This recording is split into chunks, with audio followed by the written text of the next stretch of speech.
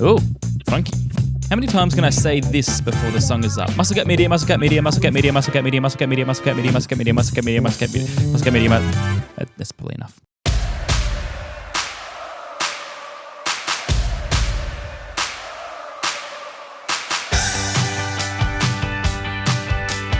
Two days away from opening day in Major League Baseball, or as many of us refer to it as, Baseball Christmas.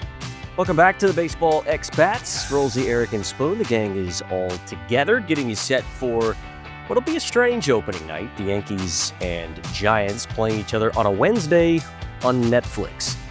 Never thought I'd see the day, but thus are the way the broadcast rights work in 2026. First of all, say hello to the boys. Eric, hello. Hello. I don't know if I love this old Netflix stuff. Look, I think it's probably going to be the way of the world going forward everywhere, maybe even here in Australia in the next 2-3 years, having to have 17 different platforms to watch baseball on. I guess the good news is that Netflix is one of the less strange platforms that it could be on, i.e. Amazon Prime or something otherwise. So at least most of us have Netflix, and we'll be able to watch the opener on Thursday afternoon our time. Spoon, after a big weekend in Sydney, how are you feeling, my man? I'm living the dream. It was very good to finally catch up in person and put down one or two beverages, meet your lovely wife as well. Had a great weekend, all things considered. It sounds like after you left me on Friday that you put down a couple more beverages as well, which, look, is good to hear. I'm not here to judge. I mean, who am I to tell you how to live your life? You may hear that Spoon is a little bit under the weather, but it hasn't kept him from trying to find a couple of winners on opening nights. But before we look ahead to the opener in Major League Baseball a couple days from now, I just wanted to have a chat about spring training. And I'm interested to get your boys' take on this. And before I give you some of the numbers that I've dug into, this is normally Eric's job. Somehow I'm doing Eric Bolnar's job because he's trying to frantically catch up since being back from Japan. How much stock would you put into a team's record in spring training? 0. Absolutely none. Like, I don't know how you can put stock into it. Like, teams completely aren't even managing games to win. They're managing games for workload. Like, I was talking to a good friend of mine who is involved in the ABL and also at Major League spring training. And he was saying that dudes literally don't even show up for the full game. Like, if you are, let's use the name Bryce Harper. If you're Bryce Harper and you are told you get 2 at-bats during the game, you go for your 2 at-bats and then you leave. You're not even in the ballpark. You don't even stick around in the dugout for it. Like, the focus is not on winning. I think you can take stock on some guys and some trends going into it. But even then, who was last year's spring training king in terms of average on-base percentage? It was Curtis Mead. Curtis Mead had the best spring training of any player in the last 5 years, I think the number was, in terms of his average and on. You can't take stock into it. It's to get guys in, it's to get them ramped up, it's to get them ready. You can't look at the record at all. Unless you have a number that suggests otherwise now. Well, mine's more team-based. It's more about the longevity of teams during spring. But yeah, I mean, your point's taken. Obviously, there's guys that are playing against Major League players that probably are never going to play against Major League players at any other point in their career, except for, in a Cactus League or in the Grapefruit League. Spoon, have you got a take on this? I think it's probably even weirder than usual because of all the preseason or pre-WBC games that went down as well. Because I know some countries, some teams played more of those international type fixtures before anyone else. And as I sort of mentioned last week, some teams ended up having a lot less of their, opening day guys playing preseason games too. So I think, yeah, I'm with Eric. I mean, those stats don't ever count unless they make your team look better, in which case they're as real as regular season games. But I think you can probably throw this one out as far as a form guide, like a lot of, horse racing people will do when it comes to trials. Everyone treats them differently. Some are looking to practice things they'd never considered practicing before. Other guys are, trying to play as hard as they can. But I don't think I'm drawing too many lines from A to B based off spring training. For teams, yeah. For players, there is, I think you're right, Spoon. Like, the form guide's an interesting word. Like, do you have any more stock in Drake Baldwin, for instance, if I told you that he has a 74% hard hit ball rate which leads all players of the 500 qualified hitters with at least 30 at or plate appearances in spring training. If I told you that Drake Baldwin has a 74% hard hit ball rate, would you feel good about Drake Baldwin better than you would 6 weeks ago going into the season? Yeah, definitely. I mean, that's especially when there's any sort of like mechanical changes as well. Like Alec Thomas, using a D-backs example, has finally abandoned his leg kick, which didn't really seem to work, and in a quest for a much higher rate of contact. So I think they're the things, if anything, you'd want to be looking at. I know in the case of starting pitchers, you often hear that guys have added a new pitch, and that's where it sort of gets really exciting. If you're going to be playing strikeout props or anything like that, if you see they've added a new pitch and it's having that immediate sort of impact. But yeah, I think you'd really want to be deep diving onto those as far as how much you're putting weight on it. I think you're more looking at the guys, right? Like from a Blue Jays fan, I'm not looking at if the Jays won or lost, but I am very intrigued that Cody Ponce has an 0.8 ERA in some good innings in spring training. From a Dodgers perspective, I'm just asking the question, did Roki Sasaki get an out? Like that's the number one question that you would ask if you're looking at that game, right? Like, and the answer is probably no. He did not register an out to answer your question. So I think you look at players. Anyways, that was a lot. I hope you have some stats that completely backtrack this, Rolsey. Well, look, I'll give you a bit of background as to why I'm asking the question. The reason why I'm asking the question and the reason why I did this deep dive is selfish, because the St. Louis Cardinals finished 8-1 in spring for a 17-9 record to finish second in the Grapefruit League, which for a team that we all think is going to be below 500 and probably finish last in the National League Central, still buoyed a little bit of confidence and maybe shows that a lot of these young guys that they do have coming up are potentially going to be okay. Maybe it's a way that you can see into the future and see your team's depth a little bit. But, for the upcoming season, I thought that I tended to agree. It's like, well, if a team like the Cardinals can finish second in the Grapefruit League, then you probably shouldn't take much heed into what teams do in spring training. So what that led me to do was to go back to the last 5 years, so a sample size between 2021 and 2025, as to what percentage of teams in the top 5 in each spring leagues ended up making the playoffs, compared to the teams that finished outside the top 5. I originally started and thought that the numbers would be pretty close, but essentially here's what I found. So over the last 5 years, you've had 26 playoff teams come out of teams that have finished top 5 in either spring training group. So that's 55 teams across the leagues over 5 years.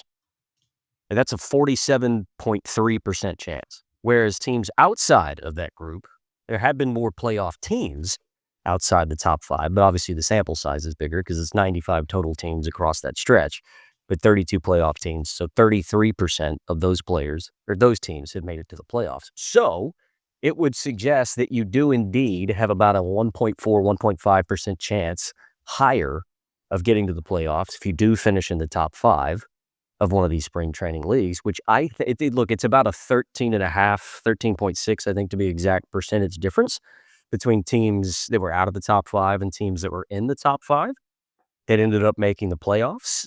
Spoon, is that a number that surprises you? Did you think maybe it would be a little bit closer than that? I certainly did. I didn't think that there would be that big of a gulf between those two teams.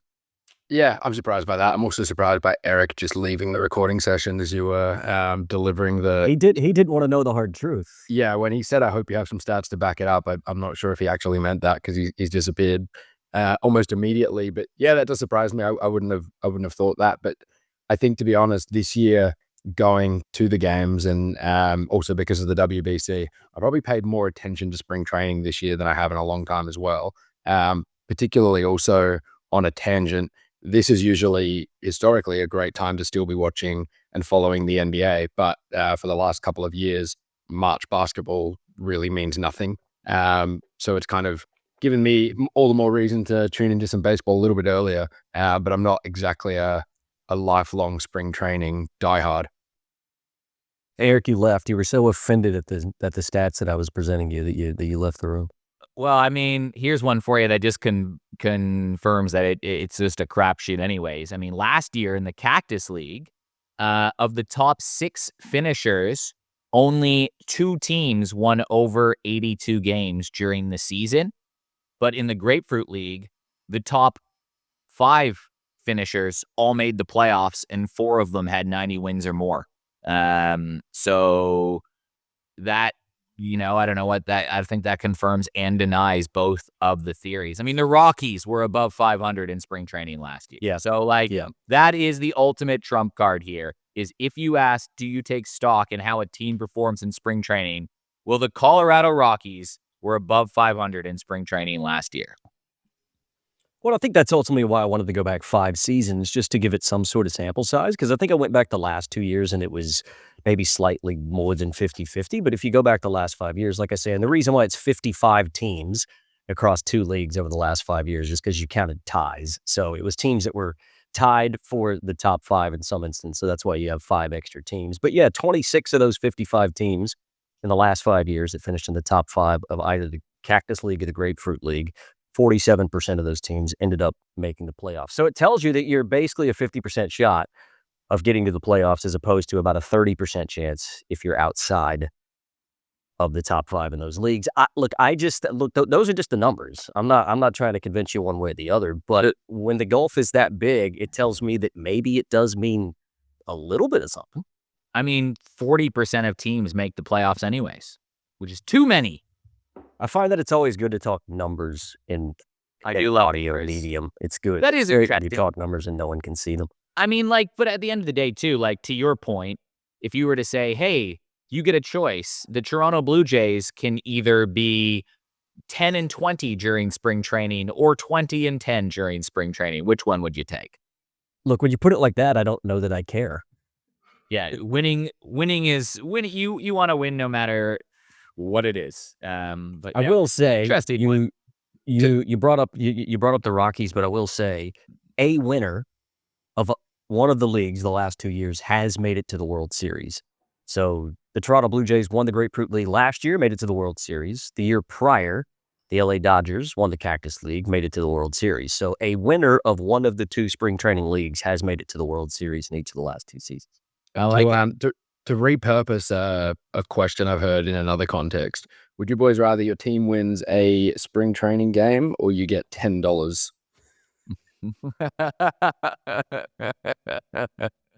I think I'm taking the $10.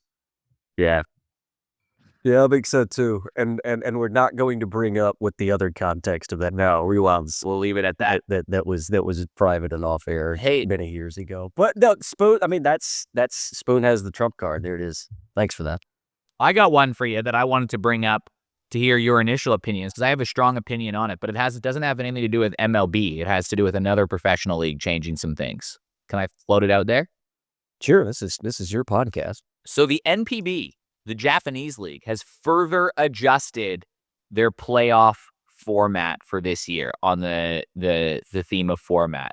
So now the first place team gets a second. They already get a ghost win in the Climax Series, it's called, weird name, but they get a second ghost win in the Climax Series final if the winner of the Climax Series first stage has a winning percentage of less than 500 or is 10 games behind the team that they are playing. So in a best of 7 series, you would start 1-0. You already start off 1-0. You already get the ghost win anyways, is the way it is. But now let's just say the Oryx Buffaloes have won the league. They're in the Climax Series, and the Yakult Swallows finished the year 80-82. They won their way through to the Climax Series because they're below 500. Now it's a 2-0 advantage for the Oryx Buffaloes. What thinks you of the idea of ghost wins in the playoffs? I think you sent this to us on Friday at like 7 o'clock, and we both pulled out our phone mid-beer and just kind of had this puzzled look trying to understand the concept. So I'm glad you did explain it just then, because I wasn't sure if I dreamed that or not, which would be rather alarming.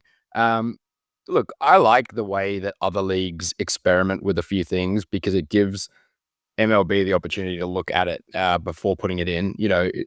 in a favorite sport of mine, Australian Football League, there's no other league to copy any of these ideas. So they just change the rules every 12 months and then overreact and adjust. And, nothing's ever the same 2 years in a row because there's nowhere else for this sort of creativity to come from. I don't know whether I like it or not yet, but I like that I get the opportunity to watch it and then decide. That's a good way of putting it, actually. Well, and I mean, a completely different way of doing it would be the way that the KBO does it, right? Like theirs The is knockout. outrageous because like it's knockout all the way up until you face who is the minor premier. So it's like if you finish tops in the league, you sit around for like 4 weeks waiting to play, which is crazy. Like you win the league, you automatically go to the Korea series and you've got to watch the wild card series, the semifinal playoff, the playoff, and then into the Korea series. So those guys are sitting around for ages. There was another one in March Madness. It was a conference tournament. I want to say that it was like I think it was the Missouri Valley Conference or the Midwest Conference, something like that, where legitimately it was 14 teams and the top 2 teams in the league both got like 7 byes. You automatically got into the semifinal or the final because those conferences were so tired of having these Cinderellas that were coming from like the 9 seed winning the Missouri Valley Conference and then having absolutely no chance in the NCAA tournament. So it's funny because we're seeing it not only in a baseball context, but sort of in sport all around the world where a lot of different organizations are sort of toying with different playoff formats. Well, I guess it's just like that age-old question is how much do you value the regular season, right? Like in the MLB, they're playing 162 games, and how many times have we seen it where, the team wins the division, they win 110 games in the season, and then they lose in the wild card round, and you kind of feel like, don't know if that was totally deserved, right? So that's the intent behind it is to reward the regular season, and I would like to see the MLB actually do something similar to the NPB, but then you go into the nuances of how the playoffs actually work in the NPB and it gets more ridiculous, right? So to put it straight for you with this extra ghost win, the key is extra ghost win because there already is one. It's not enough that the first place team doesn't have to play in a so they don't have to play in the first round, right? Like the wild card, they get a bye. They don't have to play in the first place qualifying round best of 5 series. They're through. Then they already have a 1-0 advantage to make it a best of 6 series for them effectively. Then every single game of the higher seed is played in that home stadium, and they are the home team, not like the ABL. And of the last 34 series, only 6 times has the lower seed won anyways. So already the top team gets to win a game. They get to play on the road, and they get a bye. And heavily, they've won 90% of the last 34 series. And they're like, not enough of an advantage. I think that's what got me out of it. But do any of those appeal to you? Like, the wild card, for instance, in the MLB is all in one person's barn. Like, should we do that with the divisional too, right? Like the winner of the wild card series goes to the division winners, those top 2, and all 5 games are played in that person's venue. And that is your reward for winning the division and finishing top 2 in your conference, for lack of a better word. Like if the Arizona Diamondbacks finish second place win the AL West and the Dodgers are the wildcard team, well, guess what? The reward is the Diamondbacks get the bye and they get all 5 games in Arizona. Yeah, I like what you did to try and make it seem, a scenario I would like, but given I'm in a division with the Dodgers, I'm not sure I want them having that kind of, get up. I think they're definitely going to keep tinkering with it because it wasn't until the Dodgers spent an extra $1 billion that they actually started to not have an issue with winning the division or the league effectively. Because for a while there, when they brought in the new wildcard format, teams that took that week off seemed to come back like really rusty, whereas the teams that were playing for their life during the best of 3 wildcard series were actually in a much better shape. And when the D-backs had to go to Milwaukee for a 3-game set in the wildcard in 2023, the Dodgers sat around for a week not playing baseball, and then they ended up getting swept. So I'm not sure what the solution is to that. Do you even give teams the choice? Like, what would that look like? Would you rather see your team play sooner than later? I guess no team would ever take the option of, earlier elimination if they didn't have to. But yeah, I don't think they've figured it all out yet. And we already talked about changes coming with a 32 team expansion. So that's probably going to be the time to put a bit of change in like that. Well, that change would be easy because with 32 teams, they're just going to go to an 18 playoff in each league. Like that seems like what's going to happen. Which is where my 2 pools of 4 bracket style. I think they go one wild card per league because they're notoriously big fans of not giving money back, right? I think they just go 8, like a first round would just be 1 versus 8, 2 versus 7, 3 versus 6, 4 versus 5, best of 3 at the home team's venue, similar to what it is now. They would just eliminate the bye. Yeah, but so you've got one less team making the playoffs from each then, right? Because at the moment it's 5. So you're going back to 4. And I guess with all the additional revenue they've kind of unlocked from having an extra team in there in this extra round, is that something we actually see them going through with? Yeah, or do they add the ghost win, right? Like, is the ghost win something more tangible that doesn't screw with the home and the way and the revenue, where it's just like, all right, kind of like the NBA, they're kind of tailoring with that right now too, right? Like if you're in that 7-8 game, well, then you have a double elimination to get through to effectively the playoffs. Maybe it's the same here, right? You win your division, you start with a 1-0 lead in the wild card. I think it's probably going to be something more like that, and I think we'll actually see more teams. I think you'll have 8 teams per league. Yeah, that's what I think. I think you'll have 16 total teams in the playoffs, whereas Spoon was sort of thinking about a retraction, 8 teams total. I think you're going to have 16 teams. Okay, and maybe I agree. Maybe you said one versus one. I thought you meant across the whole sport. So like maybe let's call it the East or the West, because I think we all agree then the old school National. They may call it the National League, American League, but it won't have any semblance of what it looks like now. But yeah, maybe to your point, Eric, in the 8-1 matchup and the 7-2 matchup, there's a ghost win. So you have an incentive to finish 1 or 2. And because who knows, maybe they do away with divisions altogether as well. And you just play the teams in the East a certain amount of times home and away and teams in the West a certain amount of times. There's no way to know. I mean, it's all going to be based on what the makeup of the schedule is, I think. I think we all would like to keep divisions because if they could make them more regional, it probably makes divisions a little bit more relevant. Probably what they don't want to happen is the divisions become like what they are in the NBA, where it's like nobody has any idea what division anybody plays in the NBA. Yeah. It just doesn't matter. Like winning your division in the NBA is not really even a thing. It's a thing in baseball only because of the way that the playoff structure is. So if the playoff structure becomes strictly top 8 East and West, maybe the divisions go away. And then that's when they tinker with giving the teams that do finish at the top, maybe the 1 seed and the 2 seed, ghost wins or whatever else is they come up with. I like it. I do think still the best playoff format in sport, though, is how like Australians do it with AFL, NRL, whoever you want to look at it. Like reward the top 4 for the regular season and give them a double chance. Meaning, yeah, you can't lose 2 times, but you can lose the first time. That's okay. We'll give you a pass because you earned that. I think that's pretty cool. Yeah, until the AFL decided to copy the NBA and, have a top 10 play in a league that has 18 teams, which, is another on the pile of awful AFL ideas. But yeah, the top 8 split it, top 4, bottom 4 has worked very well for a long time. Yeah, the wild card's going to be interesting. I think we're going to see more and more wild cards across world sport in the next few years. Well, let's look ahead at the game on opening night, a Wednesday night opening night, which is odd, but look, it's baseball for real, and I think we're all happy to see that. San Francisco on Wednesday night U.S. time. It'll be Thursday morning and afternoon our time here in the United States. Max Fried gets the ball for the Yankees. Logan Webb will be the opening day starter for San Francisco. Spoon, I know you've got some tips for us. We'll leave those for last, but just overall sentiment heading into opening day. I guess for me, I was talking to somebody about this earlier.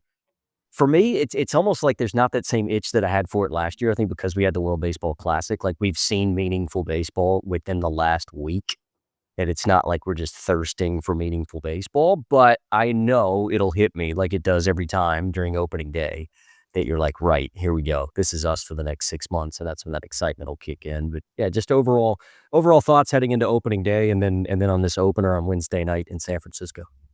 Yeah, I'm very excited for Friday here in Oz. I'll probably wake up at 3:45 and watch the start of the first game with Skeens against the Mets. I'm not really excited at all about a game being played first as a Netflix exclusive on the Thursday, especially because the last 2 years we had that weird start to the season in the sense that they played in Japan and Korea. This looked like an opportunity to just have a traditional opening day of all 30 teams playing, given the World Baseball Classic, but they had to go and get a little weird with it. So look, I don't love that, but at the same time, I'm going to watch every single pitch. So I'm not exactly voting with my wallet or my eyeballs. But yeah, look, as a D-backs fan, we've got to head to the LA with a set against the Dodgers to kick things off. I mean, you kind of dread it, but at the same time, it's a great chance to see where you're at early on in the season. Zach Gallen forced to be opening day starter due to Merrill Kelly's injury. So let's find out. A lot of question marks already. Yeah, I'm like you, Rolsey. Like, I think last year we had the Tokyo series. The year before that was the Seoul series. This year, the WBC. So I think I kind of like how the MLB has something to wet your whistle a little bit a couple weeks before opening day. I like the Seoul. I think I will get jealous once I watch that game. I'm going to be like, oh, can we just watch, my team play? So I think having the one game on opening night is actually a pretty good idea in terms of like driving hype, if that makes sense.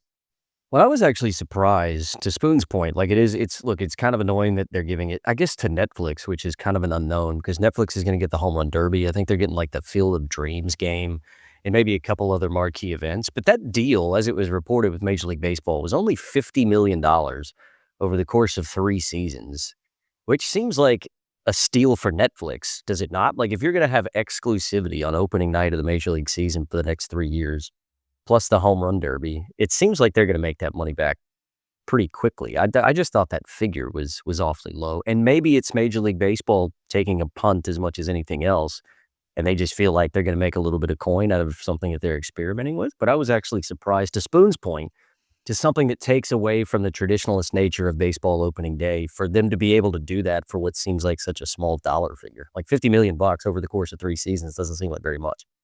Yeah, and I think it's like I saw an article about I think it was Max Exodus, Japan, Netflix, something along those lines, because they had the WBC rights over there. And the moment Japan were no longer in the scheme of things, they canceled subscriptions, pretty much countrywide. So, whether from Netflix point of view, this is going to create some stickiness, or it really just is a frustrating kind of split of broadcasting. To your point before, I mean, if you want to follow soccer, football in Australia, you need 6 different subscriptions. And yeah, we complained a lot about Foxtel having the rights to everything 10 years ago, but it was a lot easier to sit down and watch any Premier League game back then, or any Champions League game back then, than to have, Stan Sports, Paramount, and a handful of others. So yeah, I guess we'll wait and see. I think it's good that there's more interest in having the baseball rights, and as annoying as it has been the last couple of years, to go scrambling through MLB TV to find the game that I want to watch, and then finding out it's the Apple TV game of Saturday morning, to then go and kind of switch over. It's an extra hoop or two to jump through from what is the best value sports subscription you can have in the world. I think MLB TV, like, for the amount of games you get for what you pay, it's never been, I've never seen it done any better in any other sport, at least here in Oz. I know there's blackout problems and that over there in the States, but yeah, we'll see. I think ESPN pulled out of any interest in showing Sunday Night Baseball, which was sort of a staple here for a long time. Those Monday games, which are the only ones that aren't on in the middle of the night for us. Let's see what the Netflix sort of nibble, if you want to call it a Netflix nibble, will do for the longer term rights negotiations and discussions. Hey, Rolsey, here's one for you for opening day. Of the last 14 World Series winners, 11 of them won on opening day. So given back to the beginning of this podcast, the conversation about spring training, if your team loses on opening day, is hope dead? Is there point cheering the rest of the 162 game season, given that the data strongly suggests that you have to win opening day to mathematically have a chance at winning the World Series? Why do I always feel like I'm under attack in this show? You've just asked the same question I have in a different way, and you're being a jerk about it. I know what you're doing. No, if you lose on opening day, your season's not finished there. Is that what you wanted to hear? What if the Rockies win on opening day again? Well, then according to you, they have a fantastic chance. They're 1-16, so load up on the Rockies. Who will be the Cinderella story this year? There's always one, right? Like there's always that team that nobody expects, and then all of a sudden they're there at the end. You could argue the Blue Jays were kind of that team last year. They were kind of behind schedule, but not a lot of people, including myself, expected the Jays to win 80 games, and off they went to the World Series. So like who the Texas Rangers were just a Cinderella story in general. The Diamondbacks the year before that, the Dodgers and their small payroll in 2024. Like who is the team that is just going to catch everybody by surprise? The Royals, I like to think. I've spoken about them a bit. I know you were on them like halfway through last year, kind of put them on my radar, Eric. I think there's a lot of fun there to be had with that team in a division that looks to be wide open. They've got to be better than the Tigers, but I think if I'm saying head to answer your question, it's KC. I think the Orioles will have a really good year, but I'm not sure.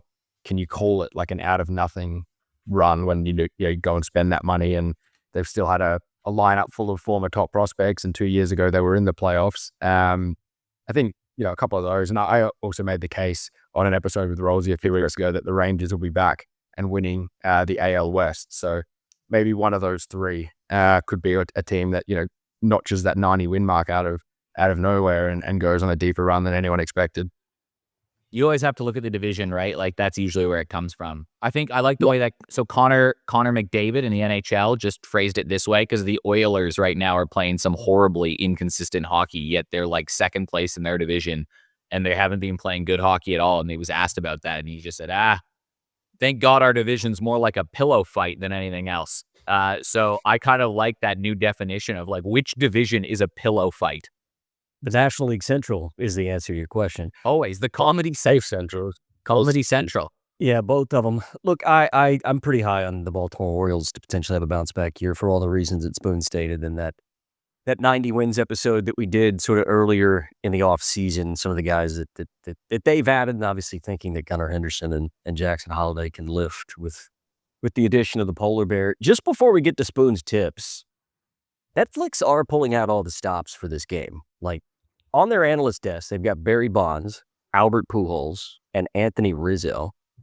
In the broadcast booth, we get Matt Vasgersian, which we talked about last week. Why do we not hear from him more? CC and Hunter Pence are in the booth with him. And then some of the additional talent that they're bringing is Lauren Shahadi from MLB Network, Jameis Winston for whatever reason, I guess because he always adds a little bit of something, and Bree Kreischer as a special guest. So look, it's not as though Netflix is just taking a punt and having a go. Like that, they put together what could be a pretty cool broadcast crew. I mean, I've got no idea how Bonds, Pujols, and Rizzo will go together in terms of their affinity for one another on the analyst desk, but it's almost like you'll tune in half an hour before the game just to see those guys. I mean, when's the last time you saw Barry Bonds on any sort of big league broadcast? I like it. It's a pretty big get for Netflix. Yeah. I'm actually looking forward to this now. Thanks for hyping me up for it.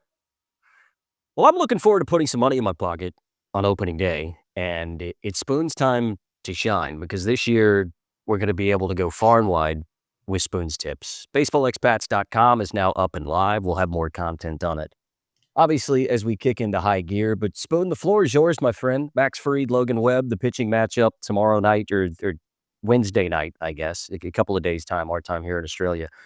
What sort of props, game bets, those sorts of things are you looking at for opening night, Yankees-Giants? So there's one angle I want to play on this, and I'll probably end up just taking the same game multi I'm about to break down. Obviously, those who have listened, last year and followed on Twitter and all that, I do much more often go overs on strikeouts than unders. But I usually like to wait, a couple of starts into the season for any guy before I'm going to be laddering anything, because they're not stretched out. It's a pitch count kind of question. So I went and looked at what the line do for both of these guys, because they're not really strikeout pitchers. They can accumulate some strikeouts because they're both very capable of throwing beyond the 100 pitches. But we're not going to see that kind of length from Webb or Fried in their first start of the season. So I went back and looked. Last year, opening day start, Logan Webb threw 78 pitches. He got 5 strikeouts. Year before, threw 97, which was impressive. But he had more starts and deeper starts in the spring that year. Had 5 strikeouts. Max Fried opening day start last year, 94, 4 strikeouts. Year before, he threw just 43 pitches for 2 strikeouts. So the way I'm going to play this, and just it's always a weird watch when you're taking under strikeouts anyway. But you can get both guys under 5.5 strikeouts at $3.60 as a same game multi. I think there's a lot of quality in both lineups. There's definitely a lot of swing and miss. So if this goes wrong, it could go wrong quite quickly because either guy is definitely capable of retiring the side swinging.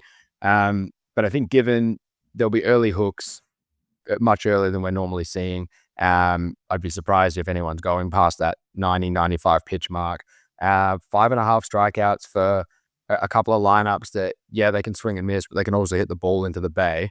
It probably won't take too much for a manager to be pulling a guy if he, delivers a couple of walks, a couple of runs. And I think once one starter's out of the game, the other won't be too far behind him. So just for a small play as a way to kind of kick the season off and I guess take on two pitchers who, we talked at length about almost all the season long strikeout lines. And I had Max Fried and Logan Webb as 2 guys I don't want over a whole season, which by that logic means I definitely don't want them when they're going to be throwing less pitches than a regular start later in the year.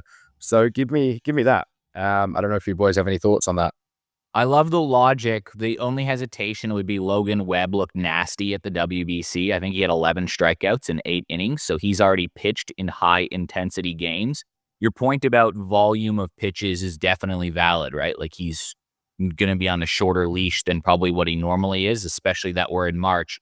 The only concern there is that Logan Webb looked really good at the WBC. He's already pitched in high-intensity games, and he might just be grooving. And you could see a world where he strikes out 7 and 4. Yeah. And I think that's kind of why I don't want to take either of these lines unders at $1.65, $1.70. I'd much rather take both on the under. Like, let's see, there's plenty of times those weird one-off broadcasts end up being these offensive breakout games. Like the Field of Dreams games a couple of years ago was just ridiculous for offense.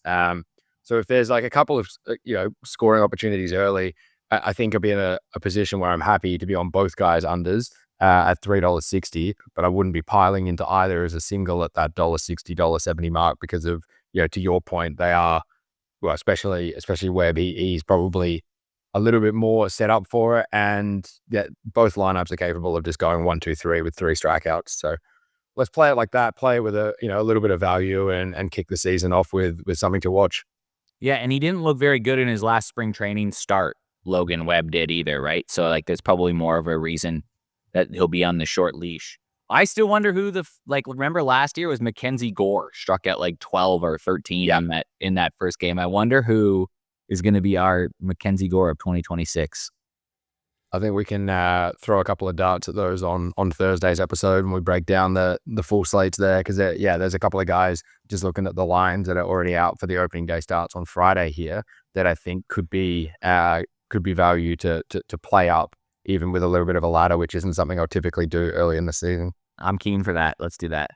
Well, I can tell you one guy it's not going to be, and that'll be Matthew Liberatore, who takes the ball on opening day for the St. Louis Cardinals. St. Louis could be sneaky, man. Everyone's down on them, and St. Louis are never bad. Like, literally, never bad. Like, even when they're bad, they're just mediocre, and they were totally mediocre last year. Some of the guys that were supposed to be good last year weren't, and they got rid of them, and now they just bring up kids. Like, and when you're playing in a pillow fight division, there's a chance here that I think the Cardinals could be sneaky. It's just Food and I talked about this a few weeks ago. It's a pillow fight division to an extent. I do still think the Cubs are a good team, but maybe the Cardinals offense will lift at times this year. I mean, JJ Weatherall's making the opening day roster, which is exciting, and that's something to look forward to. I mean, he's only like a year and a half out of college. He only played 120 minor league games, so that tells you what they think about him. But I mean, their pitching's not going to hold up. So I mean, that's the one obvious issue, and they're not going to go out and buy any pitching. So in the dog days of summer, ultimately, that's where they'll falter, just as they did last year. But you know what? I've been preparing myself for this all off season, which is good. Well, I have this therapy group that I can come to. It's crazy that they're 29s to win the division. It's because they won't be winning it. Well, as I found out on Saturday, the market telling you're going to be last actually does soften the pain when you are last. So yeah, set those expectations at the floor, and anything else is all upside. Spoon referring to his horse Shiki, who ran in the Golden Slipper here in Australia on Saturday at 126s and ran accordingly. Well, I'll tell you one thing that's not 126 to 1. That's that we will be back on Thursday. It's $1 because we're going to be back.